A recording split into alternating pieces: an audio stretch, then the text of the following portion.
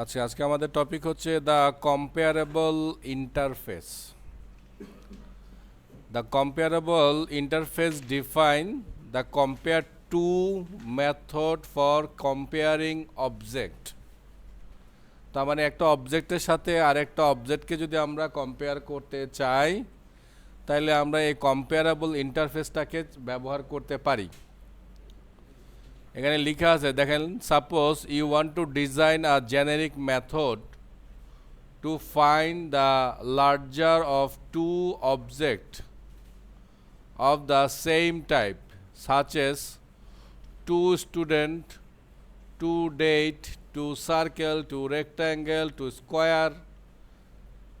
মানে এই ধরনের যদি আপনি কম্পেয়ার করতে চান, তো in order to accomplish this the two object must be comparable. যদি এই ধরনের কম্পেয়ার করতে চান তাহলে অবশ্যই অবজেক্টগুলোকে কম্পেয়ারেবল করতে হবে। সো অবজেক্টগুলোকে কম্পেয়ারেবল করতে হলে কী করতে হবে? So the common behaviour for this object must be comparable. So comparable হতেই হবে, এই কথাটাই বলছে। So Java provide comparable interface for this purpose. So ইন্টারফেসটা দেখতে অনেকটা এমন, এটা হচ্ছে জাভা ল্যাঙ্গুয়েজ প্যাকেজের।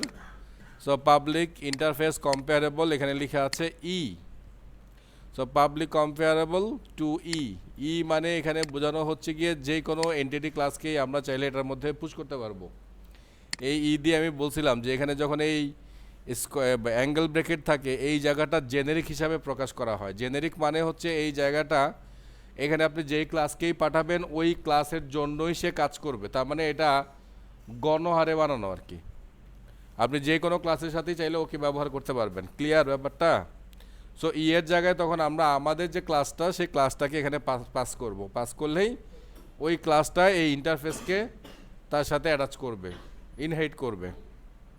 সো আমরা যদি চাই একটা জাভা ক্লাসকে প্রথমে এক্সটেন্ড করতে পারবো, এক্সটেন্ড করার সাথে সাথে ওইটাকে আবার আমরা যদি চাই ইমপ্লিমেন্টও করতে পারবো। তার মানে একবার এক্সটেন্ড করতে পারবো আর একবার ইমপ্লিমেন্ট করতে পারবো ইন্টারফেসের সাথে একই সাথে। ক্লিয়ার? ক্লিয়ার কি না? আচ্ছা, আমি যেটা করলাম যে সার্কেলকে প্রথমে আমরা জিওমেট্রির চাইল্ড বানালাম, মানে সাব ক্লাস বানালাম, এবং এই সার্কেলকে আমরা আবার কম্পারেবলের সাথেও তার চাইল্ড বানালাম। বানানোর সুবিধা হচ্ছে কি দেখেন, এবং কম্পারেবল ক্লাসের মাঝখানে আমি কী পাস করলাম?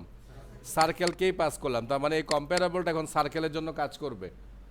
এবং ও দেখেন, যেটা আমরা জানি যে ইমপ্লিমেন্ট যদি করি আমরা কোনো কিছুকে, তাহলে অবশ্যই কিন্তু আমাদেরকে তার অ্যাবস্ট্রাক্ট মেথডকে ইমপ্লিমেন্ট করতেই হবে, এটা কিন্তু রুলস। সো করলাম। সো দেখেন এই যে কম্পেয়ার টু আমাদেরকে এই মেথডটাও আমাদেরকে দিয়েছে। এই কথাটাই এতক্ষণ যাবত আমি বলতেছি, যদি আপনি এই মেথড না দেন তাহলে একটা অবজেক্টের সাথে আরেকটা অবজেক্টে কম্পেয়ার আপনি করতেই পারবেন না। এইটাই এতক্ষণ যাবত আমাদেরকে বলার চেষ্টা করছে। সার্কেলের সাথে আরেকটা সার্কেলকে আপনি কম্পেয়ার করতে পারেন। ধরেন একটা সার্কেলের রেডিয়াস 5, একটা সার্কেলের রেগুলার রেডিয়াস 6, দুইটা সার্কেল তখন আপনি সেটা কম্পেয়ার করতে পারবেন। এই আর কিছু না। জিওমেট্রি থেকে তো আসছেই স্যার, জিওমেট্রি থেকে তো আসছে। এই যে এগুলো তো জিওমেট্রির না, এগুলো তো জিওমেট্রির ছিল। আর এই যে ক্লাসটা আসছে মাত্র, এইটা আসছে আমার ইন্টারফেস থেকে। তার মানে জিওমেট্রি থেকেও তার কাছে ক্লাস আসছে, আবার ইন্টারফেস থেকেও তার কাছে ক্লাস আসছে, কম্পেয়ারেবলের কাছ থেকে। সো দুই জায়গা থেকেই সে ক্লাস পাবে। তার মানে তার প্যারেন্ট হবে তখন দুইটা। কম্পেয়ারটা আমরা এইভাবে চাইলে করতে পারি, কিন্তু এখনও কম্পেয়ার করলে কোনো রেজাল্ট আসবে না। কেন আসবে না? কিন্তু আমরা ফাঁকা রাখছি। এই মেথডে আমাদের কিছু লিখতে হবে, লিখলে না কম্পেয়ারটা কাজ করবে। কি ভিত্তিতে কম্পেয়ার করবো সেটা আমরা এখানে বলবো, বললে তখন সে কাজ করা শুরু করবে। বুঝতে পারছি? যেমন এই মেথডগুলো যখন আসছিল মনে আছে নিশ্চয়ই, আমরা এগুলো হাতে লিখছিলাম কিন্তু। সো এইটাও আমাদেরকে লিখতে হবে যেখানে আমরা কি চাই, দেন ও আমাদেরকে সেই অনুযায়ী কাজ করে দেবে।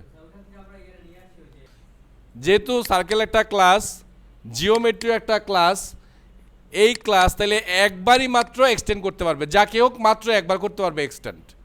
এটা জাভার রুলস। জাভাতে মাল্টিপল ইনহেরিটেন্স করা যায় না।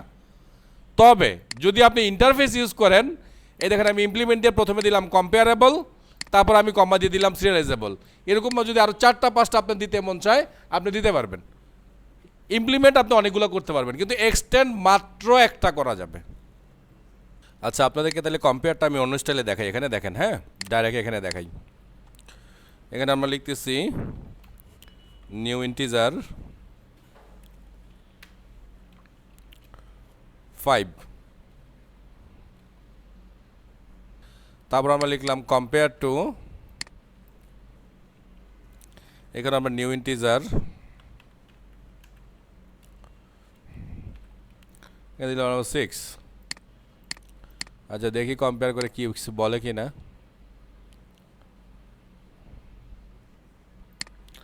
সো -1 মানে হচ্ছে কম্পেয়ার করে সে কিছুই পায় নাই আসলে,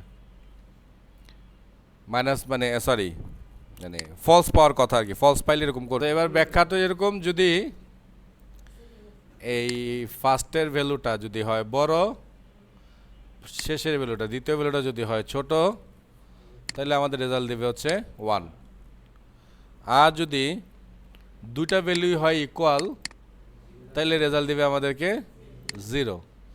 আর যদি এইটা ছোট হয় আর ডান পাশেরটা মানে কম্পেয়ার যেটা আমরা করব সেটা যদি বড় হয়, তাহলে অ্যান্সার দেবে -1। এই হচ্ছে ঘটনা।